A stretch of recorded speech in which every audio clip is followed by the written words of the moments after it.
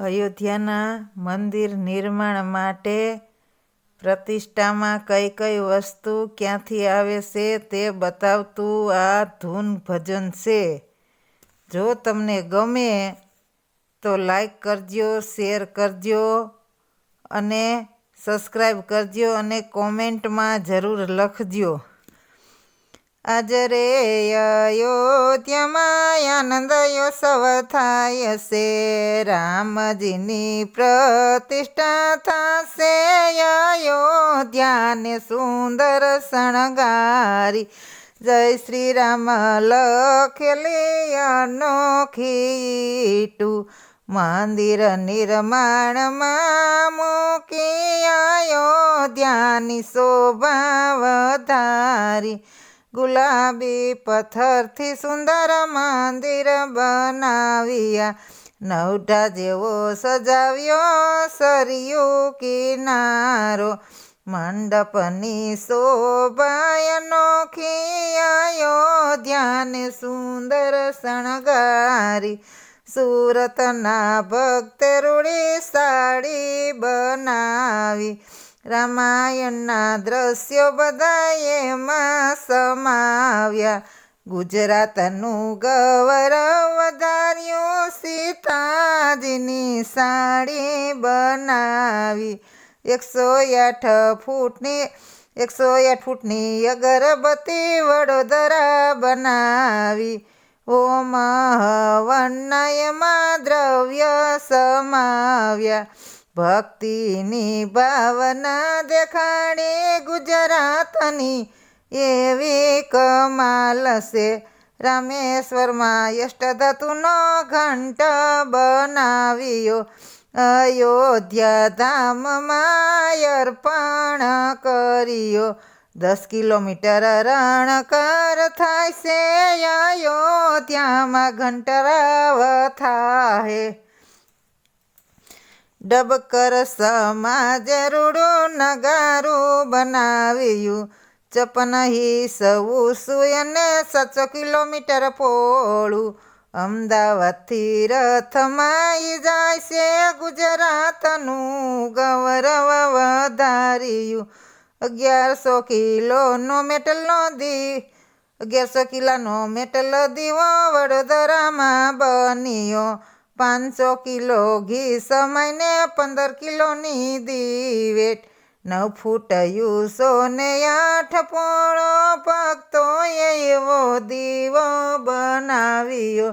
અંબાજીથી 5 ફૂટનું અજય બાણ જાશે, પંચધાતુથી ને સુંદર બનાવ્યું.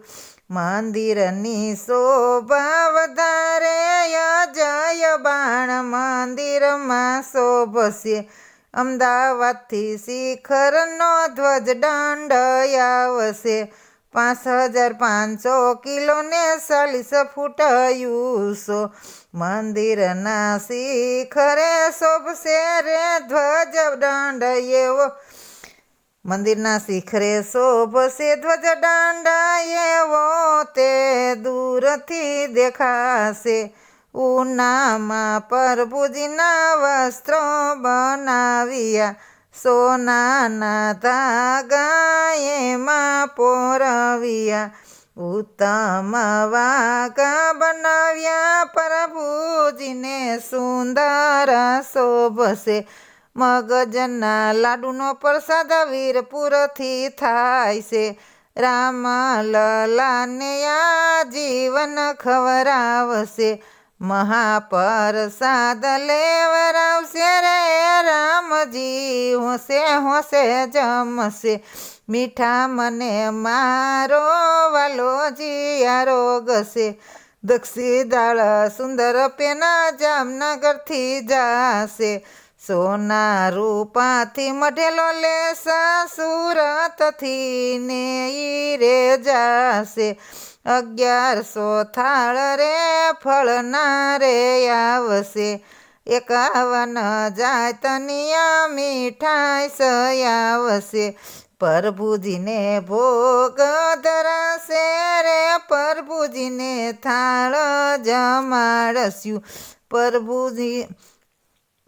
પ્રભુ શ્રી રામની ચરણ પારદુકા હૈદરાબાદથી રે આવશે રે રામજીને પગમાં રે શોભશે એકત્ર કરાયેલા હજારો કળશ દેશભરમાંથી આવશે રે અયોધ્યાની શોભા વધારશે નવ દેશોના સમય બતાવતી અનિલભાઈ સાઉએ ઘડિયાળ બનાવી રામ મંદિરમાં અર્પણ થશે રે અયોધ્યાની શોભા વધારી દેશ પરદેશથી માનવીઓ આવશે કરોડોની સંખ્યામાં મેદની ભરાય છે રામજીના ગુણ લગાય છે રે મંદિરમાં પ્રભુને પધરાવશે